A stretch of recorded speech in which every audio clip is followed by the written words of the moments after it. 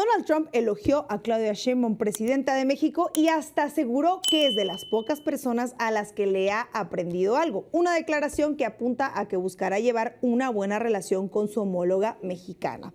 Para desgracia de Volodymyr Zelensky, Trump no tiene ningún elogio hacia su persona y por el contrario acaba de asestarle un golpe casi tan duro como el bombardeo sobre Kiev y prácticamente sentenció una victoria de Rusia sobre Ucrania en la guerra que ha enfrentado en estos últimos años los dos países por una década. El presidente de Estados Unidos escribió un largo post en el que cuenta en su cuenta de Truth Social, la red social que fundó en el 2022, cuando le cerraron su cuenta de Twitter en aquel momento que ahora es X. En el mensaje se lanza con todo contra Zelensky, retratando como un político menor que engañó a Estados Unidos para iniciar una guerra con Rusia y a encumbrarse como dictador porque no llevó a cabo elecciones. Trump comienza su funada llamando un comediante de éxito modesto. El hoy mandatario, en efecto, fue un actor previo a su carrera política y protagonizó la serie de Servidor del Pueblo, en la que un profesor de historia se vuelve presidente de Ucrania luego de volverse viral por un discurso que dio a sus alumnos en un salón de clases. Lo segundo sí fue cierto, o sea que se volvió presidente. El presidente de Estados Unidos continúa su ataque diciendo que Zelensky convenció a Estados Unidos de darle 350,000 millones de dólares para ir a una guerra que no podía ganar y que nunca debió empezar.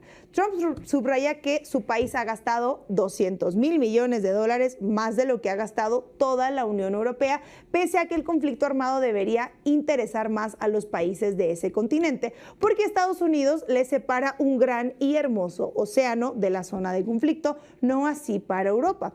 Luego elevó la furia de su discurso y aseguró que el presidente ucraniano hizo desaparecer la mitad del dinero que recibió de Estados Unidos y condenó que se haya negado a realizar elecciones en el 2024 bajo el pretexto de la ley marcial. Incluso lo llamó él mismo dictador y señaló que no cuenta con el respaldo de la ciudadanía, o sea, que Zelensky no es respaldado por la ciudadanía.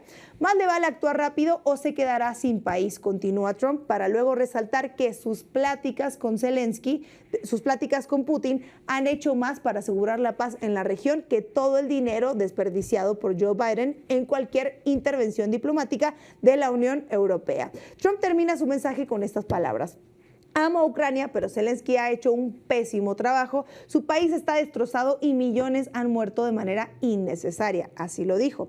Zelensky respondió a estas duras acusaciones en su contra, convocando a una conferencia de prensa en la que señala que Trump tiene información incorrecta sobre lo que está pasando en Ucrania. También mostró encuestas en las que aparece con una aprobación del 57%, pues mucho más alto de lo que decía Trump que tenía. Pero lo más interesante de este encuentro con los medios ocurrió cuando el presidente ucraniano confirmó que Trump pidió una retribución por todo el dinero que entregó Estados Unidos durante la administración pasada. O sea, regrésame todo el dinero que te dimos para llevar a cabo esta guerra.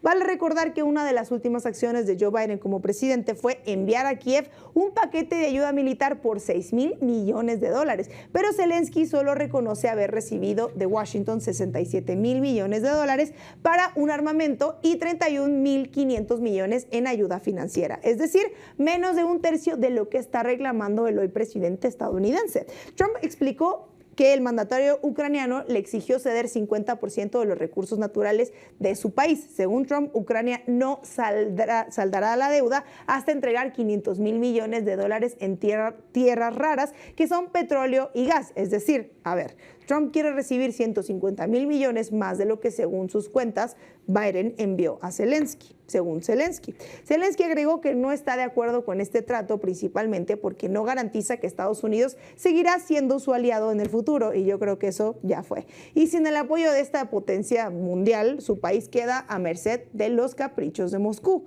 Eso es lo que dice Ucrania. Washington no tardó en responder a la indecisión del presidente ucraniano y lo hizo sin pelos en la lengua. Mike Waltz, asesor de seguridad de la Casa Blanca, llamó a Zelensky a bajar el tono de sus palabras y lo urgió a firmar el acuerdo sin titubeos. Según Waltz, lo mejor que le puede pasar a Ucrania es entregar sus minerales, porque significa inversión de empresas estadounidenses, crecimiento económico y la garantía de que Washington seguirá siendo aliado de Kiev. Claro que ahora con algo a cambio. Sin embargo, no señaló si este apoyo significaría también que defenderá a Ucrania de las nuevas agresiones rusas, que pueden o no suceder. Recordemos que una de las principales promesas de campaña de Donald Trump era precisamente alcanzar la paz entre Rusia y Ucrania, y en varios mítines alardeó que podía terminar con la guerra en tan solo una llamada. Esto puede ser verdad. Ya de vuelta en el poder, el 12 de enero, para ser exactos, Trump habló por teléfono con Putin y acordó con su homólogo ruso comenzar de inmediato las pláticas de paz. Esto sin tomar en cuenta al presidente ucraniano, a quien llamó solo después de hacer un trato con el mandatario ruso. O sea, entre iguales nos entendemos. A Zelensky no le quedó otra más que fingir que seguía teniendo poder de decisión y se dijo entusiasmado por la llamada entre Trump y Putin y el inicio de las pláticas de paz. Pero unos días después quedó claro que no formaría parte de las negociaciones porque no fue invitado al encuentro que sostuvieron el canciller estadounidense Marco Rubio con su contraparte rusa Sergei Lavrov en Arabia Saudita. Con este escenario, el futuro de Zelensky pende de un hilo porque sin apoyo de Estados Unidos parece difícil que logre una reelección si es que se atreve a convocar eventualmente a elecciones. Y dadas las serias acusaciones de malversación de fondos que lanzó Trump, en este momento no es muy descabellado pensar en una renuncia para que se evite un escándalo que se haga más grande y que involucre a Zelensky. Un escenario aún más duro podría incluir el exilio o el largo periodo de prisión para el presidente ruso. Al menos Zelensky le queda cierto apoyo en la comunidad internacional, más allá de la mexicana como de Denise Dresser. Por ejemplo, el secretario general de la OTAN, Mark Rutte, pidió incluir al presidente ucraniano en las conversaciones de paz. Así también lo hicieron desde China. El primer ministro del Reino Unido, Keir Starmer, afirmó por su parte que Zelensky es un líder democráticamente electo en respuesta al calificativo que le dio de dictador Trump. El británico indicó que es perfectamente razonable suspender elecciones en escenario de guerra y se mostró confiado en que habrá, una vez que vuelva la paz a la región, habrá elecciones democráticas. En América, el presidente chileno calificó como inaceptable que Donald Trump retire su apoyo a Ucrania, pues básicamente está exigiendo al país invadido aceptar todas las condiciones del invasor. Un país invade el territorio soberano de su país, usted con su pueblo se defiende. Eso dijo el presidente chileno. Unos años después, el presidente de otro país que lo apoyó en un inicio con otro presidente, afirma que de verdad usted inició la guerra y por lo tanto tiene que aceptar las condiciones de quien lo invadió y además devolverle la ayuda entregada y presionar a todo el mundo para ello, escribió Boric en su cuenta de Twitter.